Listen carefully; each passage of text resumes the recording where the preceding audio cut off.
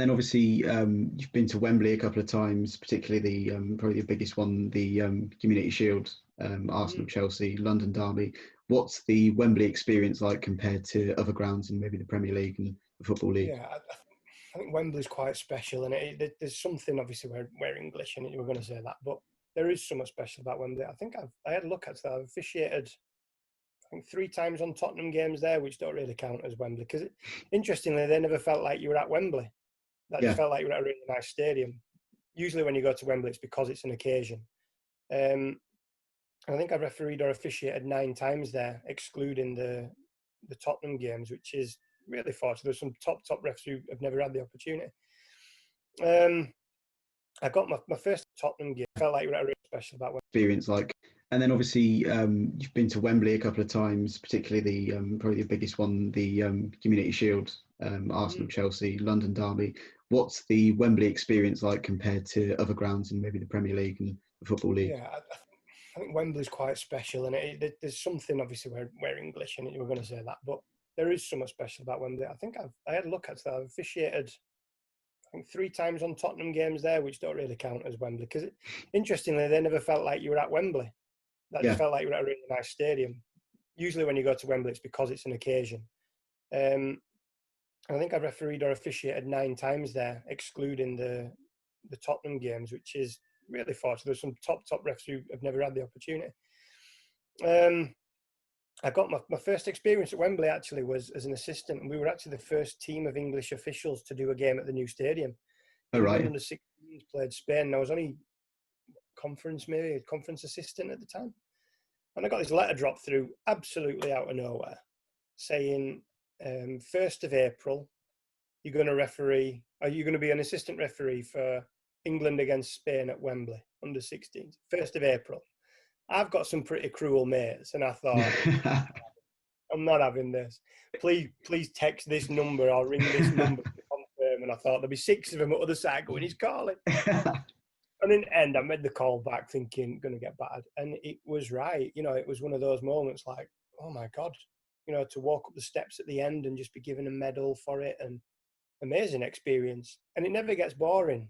It's one of them that every time you walk out at Wembley, it's like, wow, this is somewhat special. There's they're memories that people can't take away from me with that stadium. And I'm a bit of a geek with football stadiums. I love new stadiums, but there's just something very, very special when it comes to Wembley. You talked about the Community Shield and getting decisions right. Community Shield is, I think, one of the most pressurised games as a referee, because as much as it's, basically it's a charity game.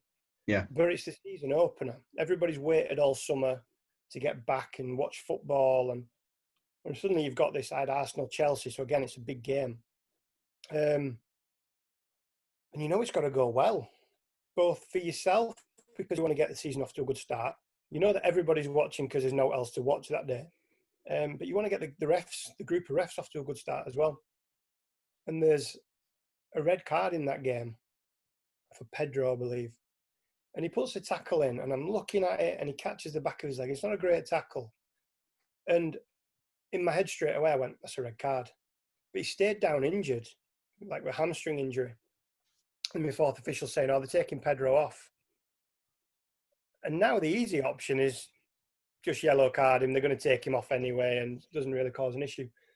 My assistant's gone, what do you think? What are you thinking? I said, I'm going red. And there was like a stunned silence on the microphones because none of the others thought it was a red card. They didn't get the same view I got.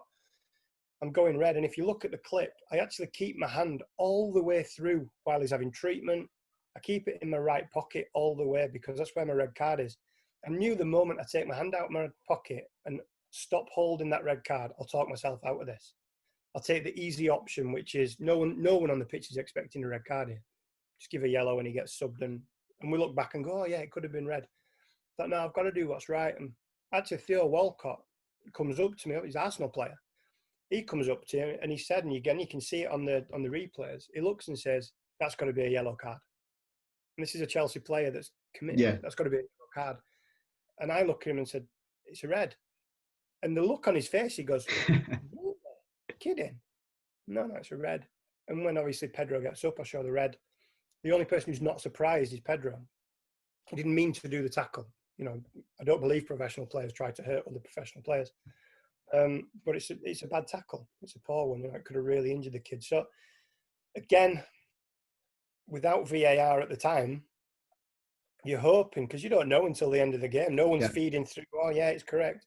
You're just hoping at the end of the game that turns out a good decision, which ultimately it did. I would have wanted VAR there. I would have wanted, because you've got to put that out of your mind. And on such a big decision, they scored straight from that free kick as well. And Arsenal went on to win on penalties. And you've got to put it out of your mind and concentrate on the next one. Yeah, but what if I'm wrong? Doesn't matter. Concentrate on the next one. Can't change what's happened. There's a lot of psychology that comes in big games like that as well.